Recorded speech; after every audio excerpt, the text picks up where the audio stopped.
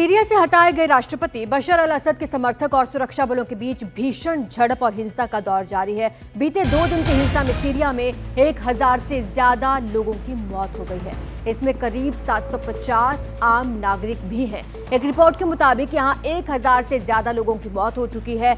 14 साल पहले सीरिया में शुरू हुए संघर्ष के बाद की ये सबसे भयावह घटनाएं हैं। 2 दिन पहले सीरिया के तटीय शहर हिंसक झड़पें यहां पर शुरू हुई। इसके बाद हिंसा फैल गई। सीरिया में शुरू हुई इस हिंसा ने नई सरकार के लिए अब चुनौती बढ़ा दी है। इस मामले में ज्यादा जानकारी हमारे सहयोगी उमाशंकर सिंह दे रहे हैं। सीरिया एक बार फिर से भारी हिंसा की चपेट में है। ये संघर्ष सीरिया की सिक्योरिटी फोर्स और बशर अल असद के समर्थकों के बीच हो रही है। 2 दिनों की हिंसा में 1000 से अधिक लोगों के मारे जाने की खबर है और इस तरह के वीडियोस आ रहे हैं जिसमें ताबड़तोड़ फायरिंग हो रही है। बड़ी तादाद में लोग मारे गए हैं, ये नज़र आ रहा है और जो पुलिस की गाड़ियां हैं उस पर शवों को भरकर ले जाते हुए भी देखा गया है। जो मारे गए लोग हैं उसमें सिक्योरिटी फोर्स के लोग भी हैं जो वर्दी में नज़र आ रहे हैं और सिविल ड्रेस में जो मारे गए लोग हैं वह 7 समर्थक बताए जा रहे हैं। मारे जाने के बाद उनके शवों को गाड़ियों में बांधकर घसीटे जाने तक का वीडियो भी सामने आ रहा है और परिजनों के विलाप करने का भी।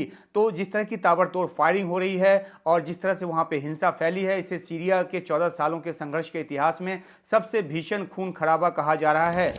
3 महीने पहले ही अहमद अल शारा के नेतृत्व में हयात तहरीर अल शाम ने सीरिया की सत्ता पर कब्जा किया और बशर अल असद को रूस भागने पर मजबूर कर दिया।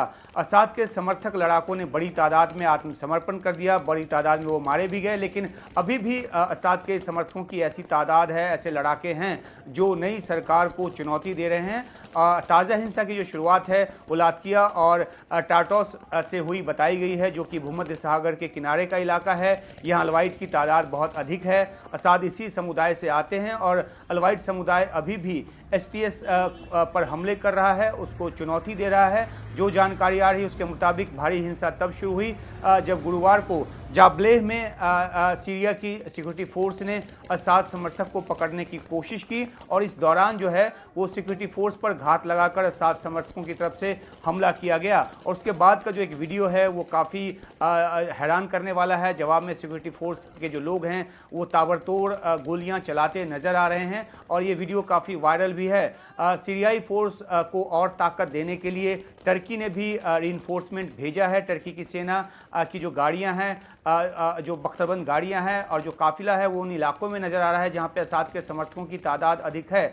सीरिया फोर्स जो है वो लाटकिया में रूसी एयरबेस हिम्मेमई मीम के नज़दीक तक पहुंच गई। असद के हटने के बाद हालांकि रूसी सेना यहां से निकल चुकी है, लेकिन अल शारा की सेना इस इलाके को डोमिनेट करना चाहती है। तो कुल मिलाकर जो बचे खुचे असद के जो समर्थक हैं और जो हथियारबंद समर्थक हैं उनको जो अल शारा की सेना है वो ख़त्म करना चाहती है और इसलिए यहाँ इस तरह की हिंसा देखने को मिल रही है। और UN ने इस पर जो है वो चिंता भी जताई है जिस तरह से वहाँ पर खून खराबा हो रहा है, लेकिन कुल मिलाकर स्थिति अभी नियंत्रण से बाहर नजर आ रही है।